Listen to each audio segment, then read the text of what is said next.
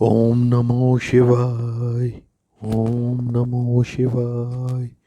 ओम नमो शिवाय। ओम नमो शिवाय। जय शिव जी।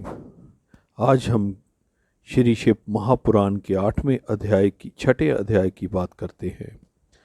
ब्रह्मा जी बोले, हे नारद, हमें तथा विष्णु को परस्पर लड़ते हुए देखकर प्रलयकालीन प्रबलजित बड़बागिन के समान शिवजी अचानक ही उस स्थान पर प्रकट हो गए। मैं उनकी उपमा किससे दूं? उनके उस परम तेजस्वी स्वरूप को देखकर हम दोनों ने परस्पर युद्ध करना बंद कर दिया। उस समय विष्णु अत्यंत भयभीत तथा आश्चर्यचकित होकर मुझसे यह कहने लगे, हे ब्राह्मण, यह निस्सीम तेज यहाँ कहाँ से आ पहुँचा? अब हम दोनों को चित्त है कि हम इस तेज के आदि और अंत को देख आवें। हम दोनों में से जो भी इसके आदि और अंत को देख लेगा, उसी को सबसे बड़ा और सबका स्वामी स्वीकार कर लिया जाएगा। हमें तो यह तेज आदि और अंत से रहित जान पड़ता है। अच्छा, तुम इस तेज के ऊपर की ओर जाओ और हम नीचे की ओर जाते हैं। हे नारद, विष्णु की यह बात मैंने स्वीकार कर ली। तब हम दोनों अहंकारी उस तेज के आदि और अंत को देखने के लिए एक दूसरे से भिन्न दिशाओं में चल दिए। हे पुत्र, जो कार्य अहंकार की अवस्था में किया जाता है वह कभी पूर्ण नहीं होता और उसका फल भी अच्छा नहीं मिलता। जब तक मनुष्य अहंकार को त्याग नहीं देता तब तक उनका कार्य सिद्ध नहीं हो सकता। हमारे और विष्णु के इस चरित्र को जो मनुष्य प्रातःकाल हाथ पांव धोकर ध्यान में लाता है, उसे इस लोक में सुख, आरोग्य तथा परलोक में श्रेष्ठ गति की प्राप्ति होती है।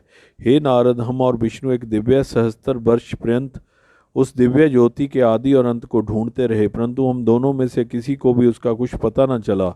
अस्तु हम निराश होकर अपने स्थान को लौट पड़े, परंतु तभी एक आश्चर्य की बात हुई कि जिस स्थान से हम चले थे वह हमें बहुत ढूंढने पर भी कहीं दिखाई नहीं दिया। अतः हमें एक सहस्त्र दिव्य वर्षों का समय अपने पहले स्थान पर ढूंढने में लग गया।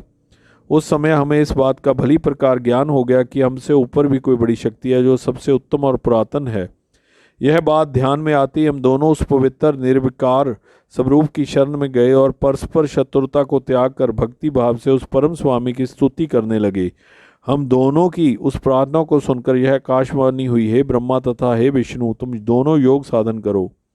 हे नारद, उस आकाशवाणी को सुनकर हम दोनों ने योगाभ्यास करते हुए उस अलशिक्त स्वामी की स्तुति में इस प्रकार कहना आरंभ किया, हे स्वामी, हम दोनों ने अपनी आपकी माया के वशीभूत होकर अपने को सृष्टि का उत्पन्न करता समझ लिया था। अब हम अभिमान को त्याग कर आपको दंडवत करते हैं।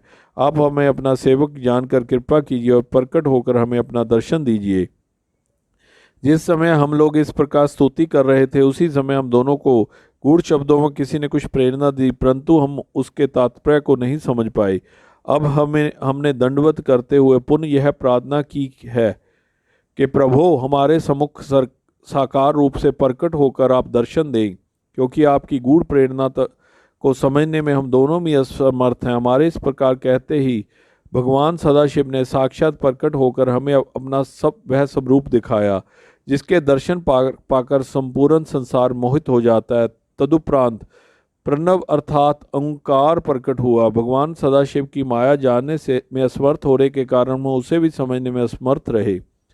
कुछ देर पश्चात जब उस प्रणव के 4 भाग हुए और उसके भीतर से सुगुण रूप भगवान त्रिशूल पानी प्रकट हुए, उस समय हमने यह समझा कि इस प्रणव के जो आकार, उकार तथा मकार अक्षर है, उसके नाद तथा बिंदु का यह अर्थ है कि पहला अक्षर अर्थात अकार लिंग की ज्योति है, दूसरा अक्षर उकार उस ज्योति का मध्य है जो आधी मात्रा नाद स्वरूप है, वह उस लिंग ज्योति का मस्तक है, जो बिंदु है वह संपूर्ण लिंग का ज्योति स्वरूप है। उसका वर्णन अन्य प्रकार से इस प्रकार किया जा सकता है कि आकार से त्रिगदेव, उकार से यजुर्वेद, मकार से सामवेद, नाद से अथर्ववेद तथा बिंदु से ब्रह्मा विद्या का स्वरूप बना है।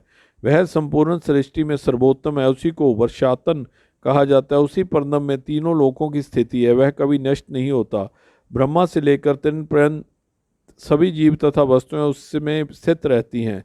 ढूंढने पर भी पर्णव के लिंग को प्राप्त नहीं किया जा सकता। चारों वेदों तथा 18 पुराण भी उसके भीतर विद्यमान हैं। हे नारद, वेद भगवान सदाशिव को पर्णव रूप कहते हैं।